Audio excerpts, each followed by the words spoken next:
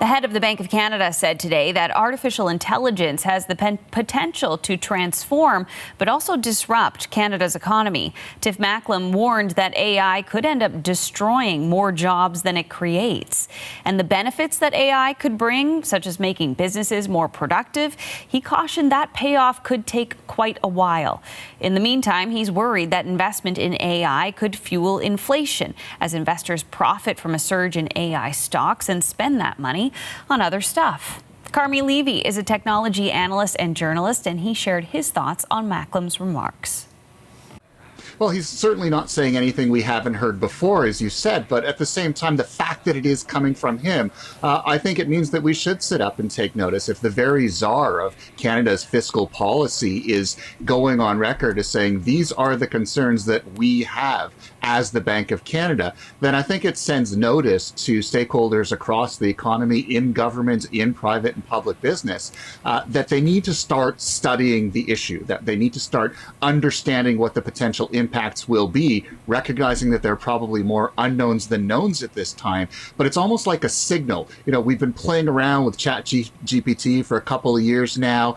We've been rolling up our sleeves, figuring out what this means. But now's the time to really buckle down and get serious. And I think this is an inflection point in terms of policy setting. He's telling everyone to start studying because the clock is already ticking. Yeah, it's really interesting. You mentioned ChatGPT there. And of course, there was so much excitement around that when people were first getting their hands on it, thinking just how much it could change things, how much easier it could make some jobs if ChatGPT could do some of the job for you. And that really speaks to the productivity part, the productivity promise that some people are hoping will be achieved through the use of artificial intelligence, that it'll make our economy be able to do more, that businesses will be able to create more and provide more services to people. However, the caution from the Bank of Canada governor today that could take some time to actually be felt, to actually play out in the economy. Yeah, we're still too early in the process, Jacqueline, to really understand what those productivity benefits are going to be. I think we've only gotten an early taste of how chatbots and large language models change the nature of the game, but we really haven't gotten our heads kind of wrapped around the actual use cases. And I think that's going to take years for largely the business community as well as government to kind of figure out what they are and articulate them in a way that we understand at a society level.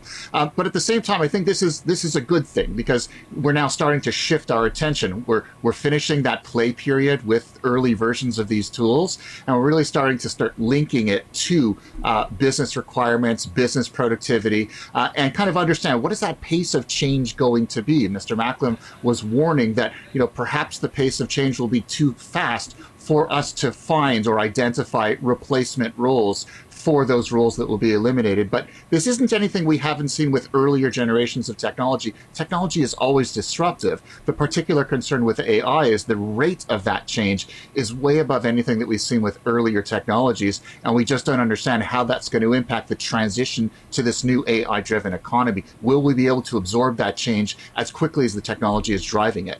Yeah, I mean, that is such a huge question hanging over this technology right now, Carmi. When you think about what we heard from Tiff Macklem today, raising these concerns, also just raising a lot of questions himself, which perhaps is helpful in the conversation because we need to know what policymakers and people in leadership positions in this country are thinking about when it comes to artificial intelligence. But what more would you like to see from someone like Macklem?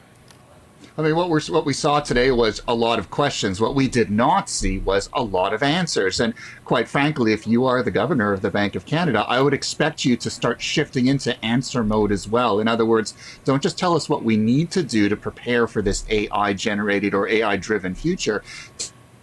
Tell us what you're going to do as the leader of the Bank of Canada to drive that process. Are you going to be putting together an advisory body? Will you be pulling proper stakeholders around the table? What other resources and organizations and projects in government are you going to start to consult to kind of understand, quarterback this process? Because right now we have different levels of government, and quasi-government agencies kind of looking at it. Everyone's kind of engaged in their own project, their own roadmap, and they aren't always in alignment with each other. You can't be at cross purposes to each other. Somebody has to be the quarterback. It all has to be pulled under the same umbrella. And who better to do it than Mr. Macklem or the organization that he leads?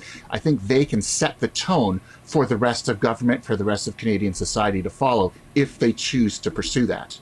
Carmi, it's always great to talk through topics like this with you. We'll have to leave it there for tonight, but thank you so much for your time. Really appreciate being here, Jacqueline. Thank you. That's Carmi Levy. He's a technology analyst and journalist, and he joined us from London, Ontario.